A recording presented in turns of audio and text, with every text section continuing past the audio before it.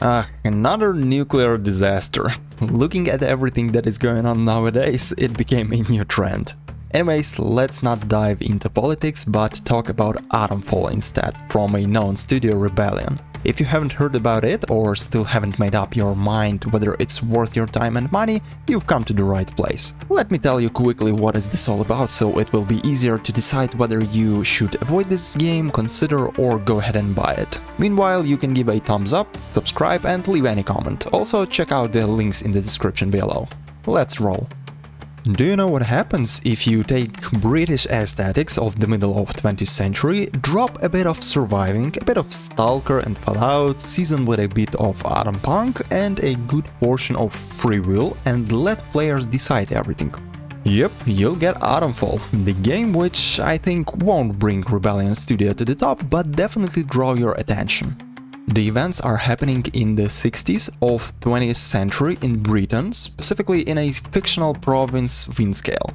This is a cradle of innovative technology and science at the Windscale nuclear power plant, which decided to blow up right at the beginning. So that's how a quarantine zone appears, an area which you cannot enter or leave. Moreover, some radio interference prevents contact with the outside world, but everything can be achieved with proper tools. First of all, I must say that Atomfall is quite a short game. You can pass everything in 7 to 10 hours if you're in a hurry. For my first playthrough, where I completed one scenario, explored most of the locations and points of interest, I spent nearly 16 hours. So if you were afraid that it's a huge RPG with hundreds of question marks on the map, breathe out. Atomfall is much smaller than you think. Nameless protagonist, there is no character creation, wakes up in some bunker without any idea what is going on and is being approached by some scientist that is bleeding out. Without any further words, he just warns you that everything is a threat here, find an interchange and tell the world about what happened here, and do it fast. So after breaking out of the first bunker, you can go anywhere. Of course, there is this red call box that calls for you and insists that you kill Oberon. Who or what that is, where is it, where is the interchange, remains unclear. So you have to find out by yourself. And by saying by yourself, this precisely explains the narrative aspect of Atomfall. The point is that this game has no quest markers at all. Instead, you'll have leads and rumors. You get them from the notes and other people in the area. They can tell you a lot of interesting things. Also, be sure to read notes, as they may contain direct hints on where to look for a specific place or item. But mostly you'll get something like, well, I heard about something, but it's not sure. So here you'll have a journal to read everything again and figure out where you should be headed or whom you may speak to for more info. On any subject you can collect evidence, which may differ depending on who's telling this. But taking into consideration that the game world is quite small, it will be hard to get lost. Still, you'll have to decide which side you are on or not involved at all. Despite it's a small world, it's very live with several factions. You can be friends or enemies with everyone. The game has an option to pass the main story without killing, but this will be hard enough. Anyways, each problem can be solved in various ways, but suspicions and paranoia will follow you everywhere, because the locals here are very shady. So if you're into interesting non-linear stories with multiple solutions, Atomfall is a very good recommendation. When it comes to gameplay, there are several things worth mentioning. First of all, this is not totally a survival game. There is no day and night change, no food sickness nor other conditions that can make the gameplay harder. Atomfall can be classified as a story-rich action RPG with only elements of survival, for example small crafting and very limited skills. It also includes shooting, close combat and stealth. Let's discuss everything one by one. Mostly you will be dealing with raiders from Fallout, but in English style, military but only if you sneaked to the place you shouldn't be, forest morons, druids and monsters. When it comes to monsters, not only living creatures will be a problem. The closer you are to the power plant, the more aggressive local flora will be. Just a small hint for you, don't touch purple beehives and avoid big plants. However, to deal with everything you'll have a variety of weapons. Yes, I said that there is a melee weapon, but after the first hour of gameplay, when you find the first revolver, you may forget about it. Without proper skills, it's very hard to defeat more than one enemy in close combat at once. Animations are very long and your stamina won't allow you to deal lots of damage. As some of you pointed out in comments, the movement here is clumsy overall. Although it's an action game, you won't get much with melee weapons. Everything changes with firearms. The arsenal is not very extensive, but looks nice and you'll have everything you need. Shotguns, pistols, SMGs, rifles, different kinds of explosives and a bow. But the last one is also useless without a proper skill that allows you to draw it fast. Come on, this is Rebellion Studios, which is known for its serious sniper elite, so it's no wonder why it is so. Now let's talk about NPC's AI. It has two totally different sides, and this is what I hate the most here. When you got some ammo, mostly enemies won't deal serious problems. The ones with a melee weapon will just run towards your shotgun, and shooters don't use covers or any tactics. However, all of them can see you from a mile away through bushes and in total darkness and hit you with a surgical precision from rusty weapons. Also, don't come close to robots, it will destroy you in an instant. Luckily, fighting is not always necessary. While passing the last location, I was just running and avoiding enemies at all. Additionally, when you're not trespassing any territory, no one will attack you right away, but rather warn you to get out of here. By the way, don't point your gun at anyone, they won't like it.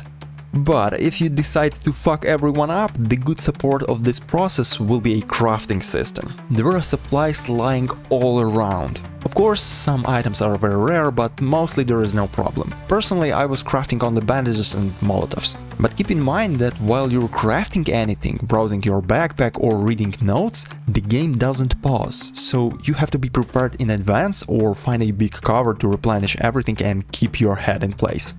As bad as it sounds, you can't bring everything with you. The inventory is very limited. Only 12 slots for items, including melee weapons, and 4 for guns. Oh, and the same items don't stack up, so every aid kit, knife or grenade takes a separate place. Frankly, there is a player stash located in most big areas where you can keep unlimited supply and just visit it from time to time to reorganize everything and take what is most needed for a specific task you have now.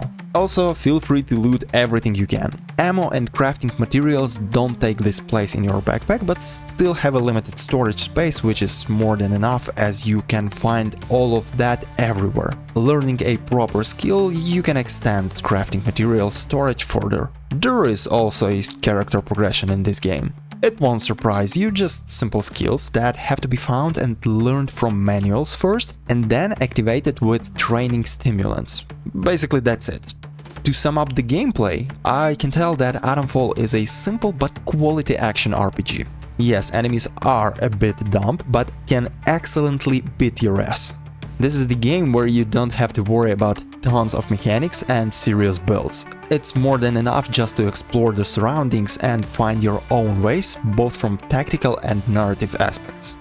While doing all of the mentioned about, you probably will notice some interesting features that are present in Atomfall. First one, which is also my favorite, there's no classic stamina bar. Instead, you have a heart rate. Sure, the idea is the same, but it has a greater impact on the gameplay than usual. The faster your heart beats, the harder it will be to do everything. You can sprint without a break, but if your BPMs reach max level, you will be running much slower. Also, when fighting from up close, the attack speed will be getting slower with every hit as BPMs rise. Take this into consideration, you're not a Rambo here.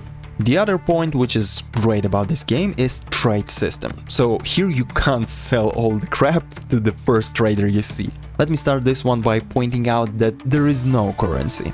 Yet here we have a bartering system and it's great. Every trader may have their own preferences, and this leads to some items being more valuable for one trader but worthless for the other one. Still, some items are equally valuable for all of them, such as atomic batteries, training manuals, recipes and good weapons.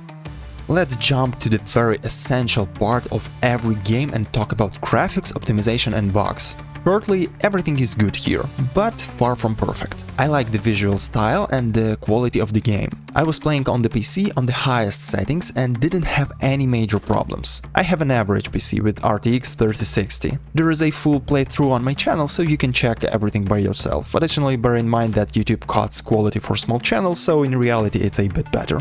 Anyways, I want to talk about more serious issues that you may experience here. Personally, I noticed only visual bugs, some soapy textures or NPCs going one through another, nothing too bad. But some people say about soft locks that can't let you go in certain places. The game has autosave and you can save manually at any time, so this should at least mitigate the negative effect. And the incomprehensible artificial intelligence happens to be very annoying. I'm talking about moments when random NPCs behave like the final boss in Souls-like games, and the opposite, like a complete dummy.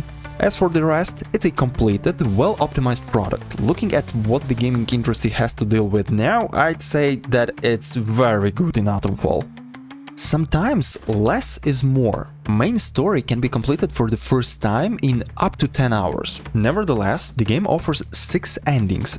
All depends on your choices, so you have some additional time to dig deeper into the story or explore every nook and cranny of the quarantine zone. Regardless of what you decide to do, you'll meet plenty of interesting places and people which may tell you different stories. Not all of them will be friendly, or may seem friendly at first, but become a villain real fast. You will have all the tools and ways needed to overcome any obstacle. Here you will have a small but beautiful and live world. All of this deserves your attention and time, so you should consider Atomfall as your next journey. My personal recommendation is to wait for some sale on Steam, or if you have an Xbox Game Pass, go ahead and try it out as it's included. I hope you find this information useful. Tell me what you like or dislike about this game, share your thoughts in the comments. Also, I remind you that you can subscribe to my channel for more new gameplays and reviews. Share the knowledge!